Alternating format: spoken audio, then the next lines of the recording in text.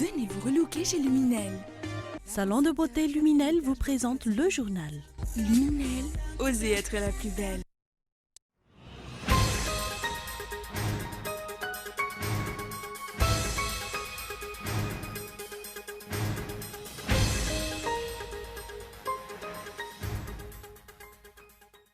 Suite aux informations sur la sortie de Claudine Razay-Mahmoud en catimini de l'hôpital, les substituts du procureur ont obtenu un ordre de mission pour le contrôle de visite de détenus.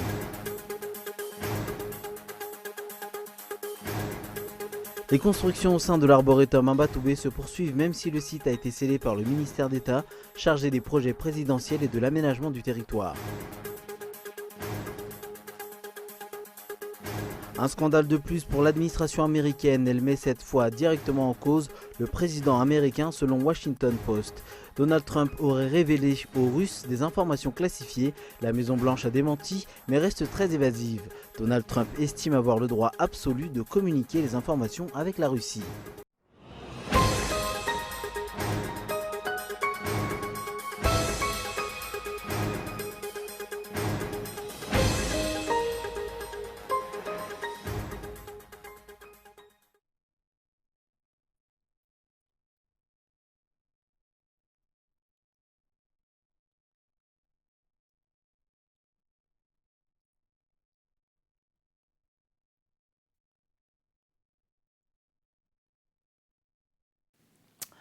Bienvenue dans cette nouvelle édition de l'information sur Cool TV. Dans l'actualité aujourd'hui à Madagascar, suite aux informations sur la sortie de Claudine Razay-Mahmoud en catimini de l'hôpital, les substituts du procureur ont obtenu un ordre de mission pour le contrôle de visite de détenus. Faizo Rafal.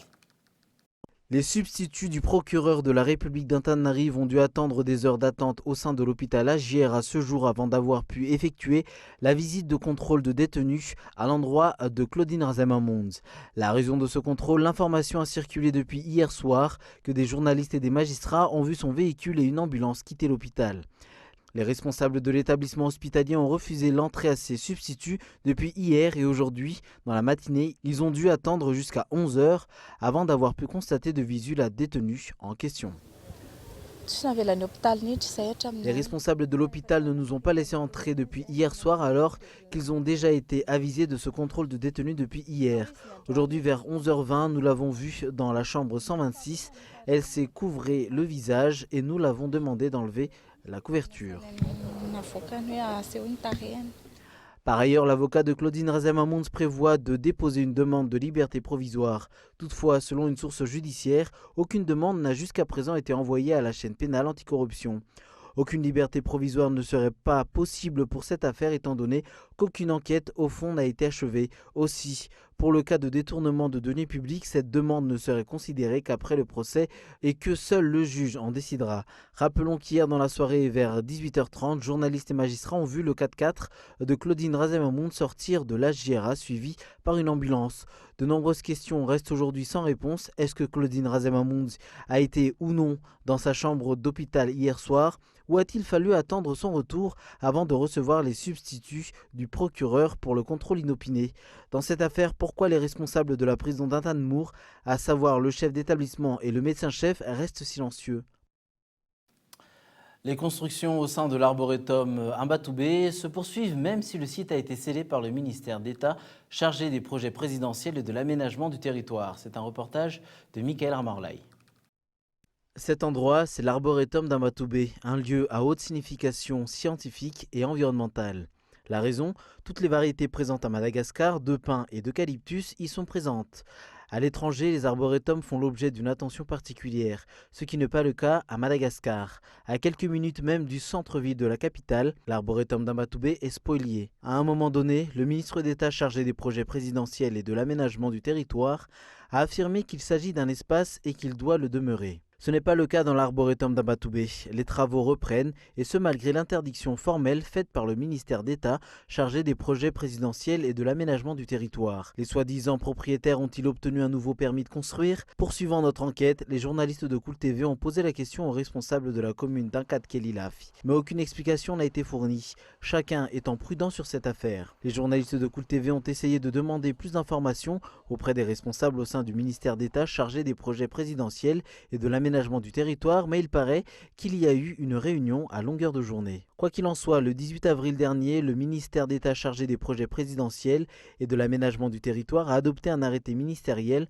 portant fermeture et scellage du chantier 6 à Mbatoubé appartenant à la société civile MVA, représentée par Olivier Mansot, exécuté par la société Sobatra 6 à Antanet B et du lac Charmy 6 à Ivange. Il a été dit que suite au non-respect de l'arrêt des travaux, en l'absence de permis de construire, ainsi que le refus de visite inopinée des agents de l'administration, le non-respect portant classement du lac Charmy, Ivange et du site arboretum Mbatoubé en zone de préservation environnementale en milieu urbain et des remblais sans autorisation constatés autour du lac Charmy, la reprise des travaux a été strictement interdite. Mais hier, les engins ont été entrés derrière le portail scellé. Est-ce que l'arrêté ministériel n'a plus de force juridique? Affaire à suivre, notamment auprès de ses responsables étatiques, notamment le ministère de l'Environnement. L'Assemblée nationale en effervescence, notamment face à la venue de 2 projets de loi d'une grande importance, le projet de loi relatif à la CENI ainsi que celui relatif au CTD, aux collectivités territoriales décentralisées. Pour le premier, l'indépendance de cette structure sera mise en exergue, tandis que pour le second, il sera plus question de décentralisation effective. Ces projets de loi seront discutés demain à l'Assemblée nationale. Timbazaz. La politique de l'industrie à Madagascar ne s'applique pas comme il se doit, une des raisons pour laquelle les opérateurs économiques freinent leurs investissements, mais également le faible taux d'exportation de produits malgaches à l'étranger. C'est un reportage de Michela Ranardzon. Le manque d'accompagnement venant de l'État figure parmi les principaux blocages au développement des opérateurs économiques malgaches. Ces derniers ne connaissent pas également le milieu dans lequel ils peuvent développer leur secteur d'activité. Les opérateurs économiques ne connaissent pas les secteurs d'activité dans lesquels ils peuvent évoluer. Il y a manque d'informations, c'est pourquoi également le taux d'exportation est faible. Ils ne connaissent pas où ils peuvent exporter. À titre de rappel, la politique de l'industrie à Madagascar a adopté en 2014. Mais selon les explications, jusqu'ici, rien de positif n'a été enregistré. Le manque de volonté politique reste aussi un grand obstacle. Comme je l'ai dit tout à l'heure, il y a un manque de volonté, le manque de volonté politique. Il faudrait y avoir une alliance de tous les acteurs du secteur industriel. Cela est une étape importante vers le progrès.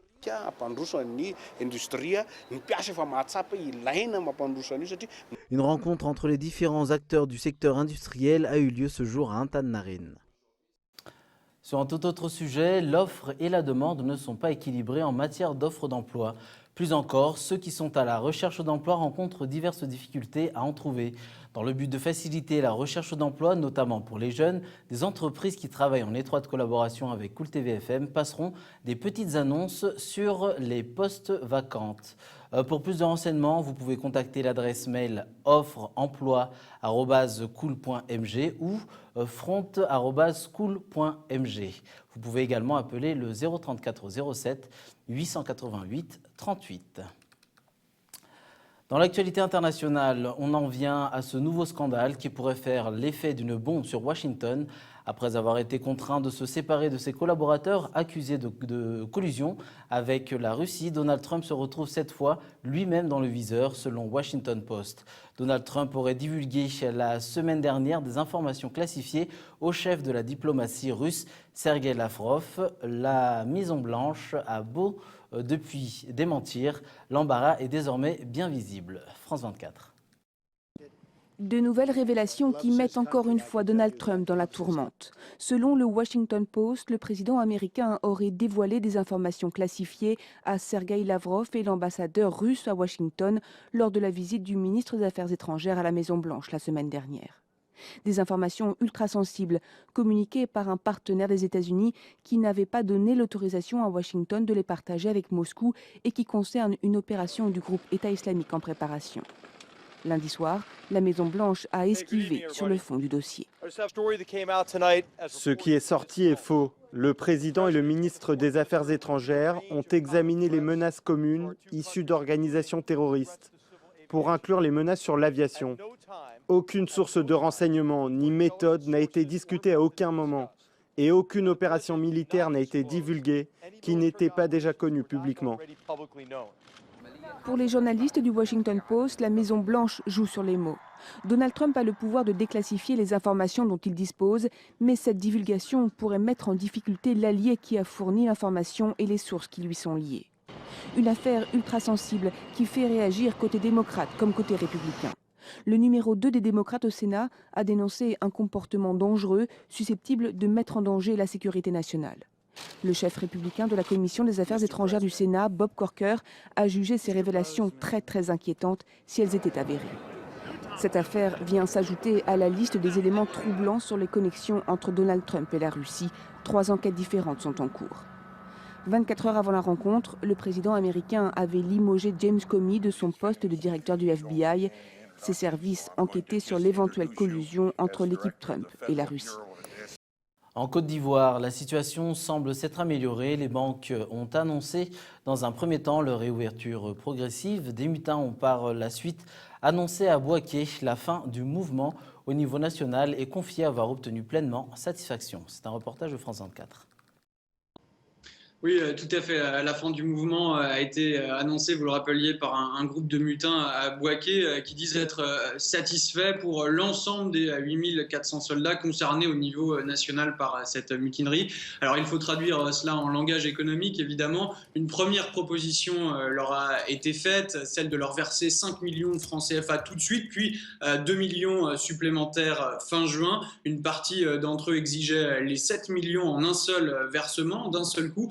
C'est l'équivalent d'un peu plus de 10 000 euros par soldat, soit en fait l'intégralité du reliquat de primes qu'ils réclamaient. Quoi qu'il en soit, il faut effectivement être prudent. Nous avons affaire à un mouvement décentralisé, sans véritable chef. Il faudra donc évidemment surveiller que l'accord reçoit l'approbation dans l'ensemble des camps, dans l'ensemble des villes qui sont concernées par ce mouvement de mutinerie en Côte d'Ivoire. Et puis le fait pour le pouvoir d'être contraint une nouvelle fois de céder, d'acheter la paix en quelque sorte, en payant les soldats pour aiguiser de nouveaux appétits. C'est ce que nous avions constaté au mois de janvier, peut-être parmi les ex-soldats démobilisés qui réclament des primes, eux aussi, ou encore chez les fonctionnaires qui réclament depuis plusieurs mois des arriérés de salaire. Donc la fermeture de ce volet militaire, si vous voulez, pourrait aussi engendrer l'ouverture d'un volet qui concerne la grogne sociale en Côte d'Ivoire. Avant de refermer ce journal, voici un rappel des principaux titres de l'actualité. Suite aux informations sur la sortie de Claudine Arzamamounj en catimini de l'hôpital, les substituts du procureur ont obtenu un ordre de mission pour le contrôle de visite de détenus. Les constructions au sein de l'arboretum à Batoubé se poursuivent même si le site a été scellé par le ministère d'État chargé des projets présidentiels et de l'aménagement du territoire. Et enfin, un scandale de plus pour l'administration américaine. Elle met 7 fois directement en cause le président américain. Selon Washington Post, Donald Trump aurait révélé aux Russes des informations classifiées. Donald Trump estime avoir le droit absolu de communiquer les informations avec la Russie. Voilà qui referme ce journal. Rendez-vous demain à 20h45 sur Cool TV pour une nouvelle édition. Bonne soirée et au revoir.